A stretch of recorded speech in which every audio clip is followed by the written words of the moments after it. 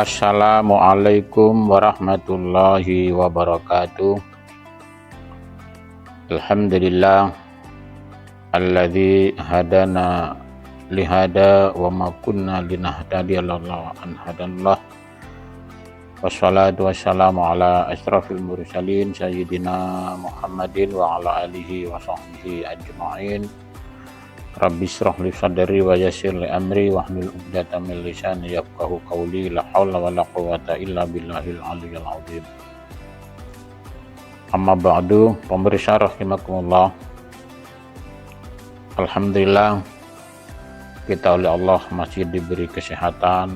Alhamdulillah kita oleh Allah masih diberi kekuatan iman Islam. Kita berharap dan memohon kepada Allah, mudah-mudahan iman, Islam, takwa kita senantiasa bisa dibawa sampai akhir hayat, sehingga kita oleh Allah dijadikan orang yang husnul khotimah. Amin, Allahumma amin. Pemirsa rahimakumullah, pada hari yang ke-20 di bulan suci Ramadan ini, kita patut bersyukur tentunya, karena kita sudah melewati hari 10 kedua, dan besok kita akan memasuki hari ke-10 yang ketiga. Tentunya di 10 hari yang ketiga ini penuh keistimewaan yang harus kita raih. Salah satunya adalah bahwa di tanggal 21, 23, 25, 27, dan 29 atau tanggal-tanggal ganjil itu, katanya ulama, Lailatul Qadar itu akan turun. Maka mari kita jemput, kita raih malam Lailatul Qadar itu dengan cara kita selalu meningkatkan ibadah kita kepada Allah. Pemirsa rahimakumullah, di dalam diri manusia itu ada segumpal daging, ada benda yang di situ adalah cerminan kehidupan manusia yang disebut dengan hati. Nah, di sini kami akan menyampaikan hadis Rasulullah. Bismillahirrahmanirrahim. Qala Rasulullah sallallahu alaihi wasallam, inna fil jasadi mudghatan fa idza saluhat saluhal jasad kulluhu wa idza fasadal jasad kulluhu ala wahya al-qalbu. Rasulullah sallallahu alaihi wasallam bersabda, di dalam diri manusia itu, di dalam jasad manusia itu ada mudghah, yaitu segumpal daging. Maka apabila segumpal daging itu baik, maka baiklah semuanya. Sebaliknya, apabila segumpal daging itu rusak, maka rusaklah jasadnya semuanya. Apa itu segumpal daging? Ala wahya al-qalbu, yaitu hati. Tetapi hati di sini adalah tentu bukan hati yang berbentuk daging itu, tapi hati di sini adalah sesuatu yang bisa mengelola kehidupan manusia.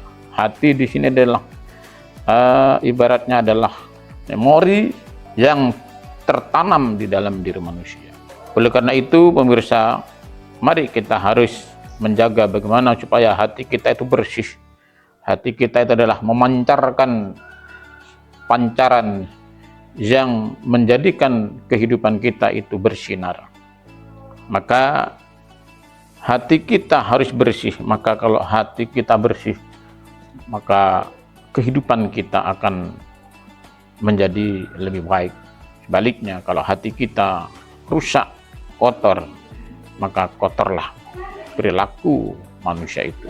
Salah satu penyakit hati yang sering muncul bagi manusia, Salah satu penyakit hati yang sering terjadi pada diri manusia adalah penyakit suudzon, yaitu buruk sangka, menyangka seseorang melakukan satu perbuatan yang tidak baik, menyangka manusia melakukan hal yang tidak baik, padahal itu hanya sangkaan-sangkaan, dan prasangka itu adalah tidak baik dan mengandung dosa.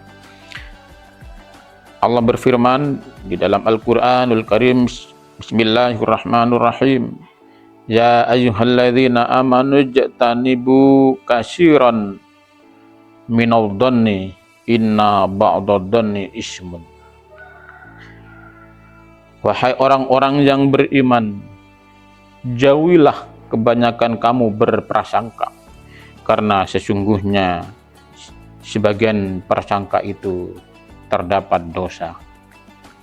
Jelas di sini bahwa menyangka seseorang tanpa ada bukti yang jelas, menyangka seseorang berbuat begini dan begitu, padahal tidak ada saksi, tidak ada bukti, bahkan sangkaan-sangkaan itu disebarluaskan kepada orang lain, maka menyangka-menyangka semacam itu adalah terdapat dosa. Maka jauhilah, hindarilah berprasangka kepada orang lain. Kadang orang itu pandai berprasangka kepada tetangganya, kadang orang itu pandai bisa memprasangkakan kepada temannya, padahal yang disangkakan itu tidak terbukti, bahkan tidak melakukan apa yang disangkakan. Nah, itulah yang dilarang oleh Allah Subhanahu wa Ta'ala. Oleh karena itu, sekarang ini zaman digitalisasi, zaman bagaimana informasi mudah diakses, informasi mudah dicerna, mudah dilihat melalui media sosial. Maka berhati-hatilah tatkala kita menerima informasi melalui media sosial, di HP, baik itu di Facebook, di TikTok, di WhatsApp, dan lain sebagainya. Jangan mudah percaya dan jangan mudah mencerna lalu disimpulkan informasi-informasi tersebut yang ada di dalam media sosial. Bisa saja informasi itu tidak benar, dan walaupun benar pun kita tidak punya kewajiban untuk menyebarluaskan di media sosial itu. Allah berfirman di dalam Al-Qur'anul Karim, Bismillahirrahmanirrahim, Ya ayyuhalladzina amanu in ja'akum fasikum binaba'in fatabayyanu an tusibu qauman bijahalatin fatusbihu ala ma fa'altum nadimin. Wahai orang-orang yang beriman, jika datang kepadamu seorang fasik membawa satu kabar, maka kabar itu harus diteliti terlebih dahulu. Bisa saja kabar itu tidak benar. Jadi kalau kita menerima informasi apa, kabar apapun namanya, jangan langsung dipercaya. Menurut Al-Quran harus diteliti dulu kebenarnya. Fatabayyanu, diklarifikasi, benar apa enggak.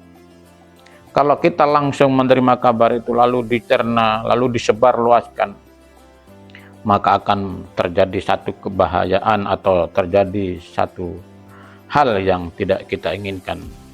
Apalagi sekarang ada undang-undang IT, ada undang-undang bagaimana bermedia sosial itu yang benar.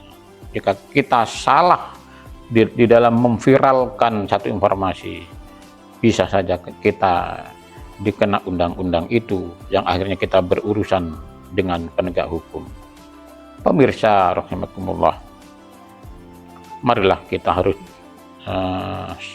harus benar-benar pandai menyeleksi informasi dari siapapun, baik itu informasi melalui media sosial maupun informasi dari mulut ke mulut, harus diseleksi dulu menurut Al-Quran. Pemirsa rahimakumullah,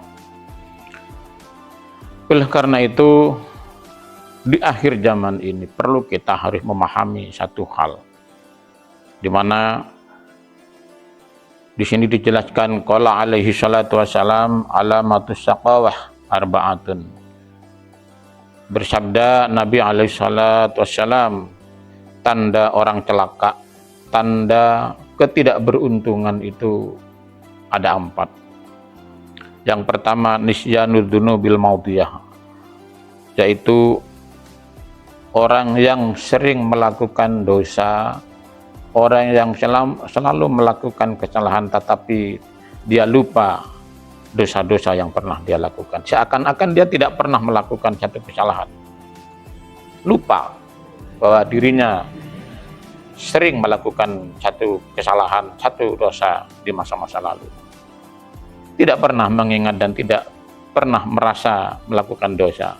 Maka hal semacam ini adalah pertanda orang ini adalah orang yang celaka.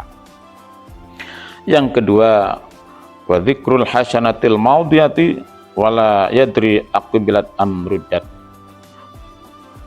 Orang yang berbuat baik tetapi perbuatan baiknya itu selalu diingat-ingat,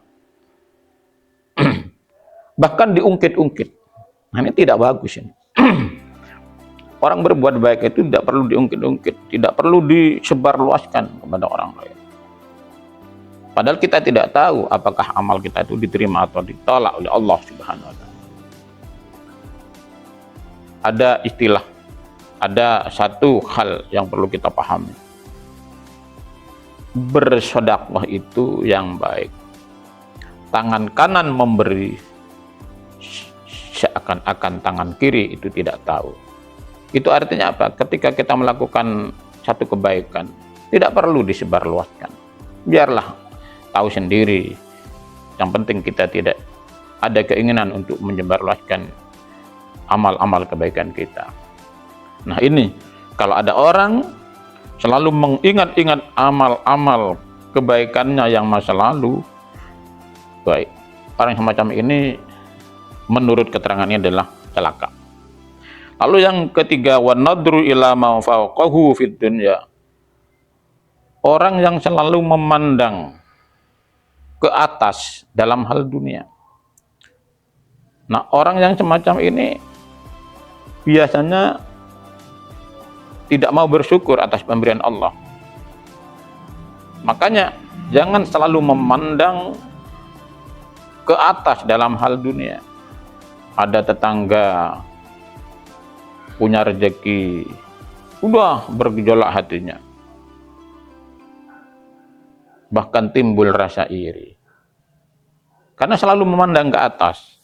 Lalu bagaimana? Maka kita harus memandang ke bawah dalam hal dunia. Alhamdulillah, walaupun saya tidak bisa, tidak mampu, belum mampu, misalkan belum mampu beli sepeda motor, tetapi alhamdulillah, daripada orang itu kakinya sudah lumpuh, tidak bisa jalan, kami alhamdulillah, walaupun kami pakai sepeda ontel, kaki saya masih bisa berjalan, daripada orang itu kakinya lumpuh dan lain sebagainya. Ini cara kita berpikir bagaimana supaya kita itu bisa mensyukuri iman Allah. Tapi kalau kita memandang dalam hal dunia itu ke atas terus, maka bisa dipastikan orang ini tidak akan mau bersyukur atas pemberian Allah. Lalu yang keempat, tandanya orang yang celaka itu adalah wan